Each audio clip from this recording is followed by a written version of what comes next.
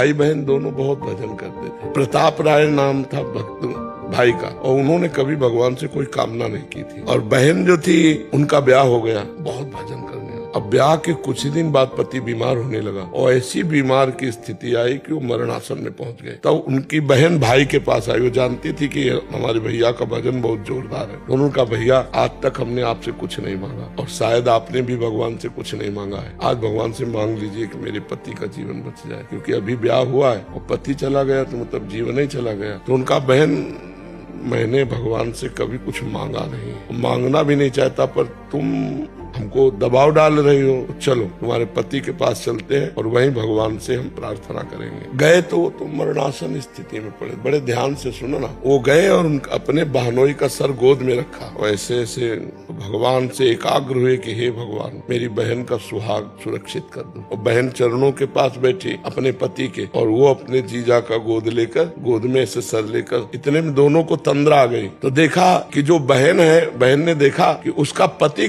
भगवान के पार्षदों से कह रहा कि ले चलो मुझे। तो बोले हम नहीं ले जाएंगे, तुम्हारे जो साले हैं वो बड़े भजनानंदी हैं और वो भगवान से प्रार्थना कर रहे हैं, भगवान कैंसिल कर देंगे, अब नहीं ले जाएंगे। तो वो रो के कह रहे हैं, नहीं, जन्म जन्मांतरों से भटकता रहा, आज पत्नी भजनानंदी मिली है, उसके प्रभाव से मुझे भगवान के पास जाने को नहीं, रोको मत, उनको मना कर दो, रोके मत, मेरा जन्म जन्मांतरों से बिछड़े हुए भगवान से मिलने जा रहे। ये दोनों लोगों ने स्वप्न देखा। बहन का नाम मालती था। तो प्रताप राय जी ने कहा, मालती अभी तुमने कुछ देखा? बोले भैया हमने देखा कि हमारे पति भगवत पार्षदों से कह रहे हैं कि ऐसा मेरे वो नहीं कर सकते, क्योंकि भगत है मेरा, मंगल नहीं कर सकते, मंगल भवन भगवान से मिलने का समय आया है और भगवान के पार्षद आके वापस चले जाएंगे, ये ठीक नहीं। बोले यही हमने देखा, अब बोलो क्या करें? बोले रहने दो भैया, अगर पति भगवान के पास जा रहे हैं अब मैं नहीं रोकूंगा।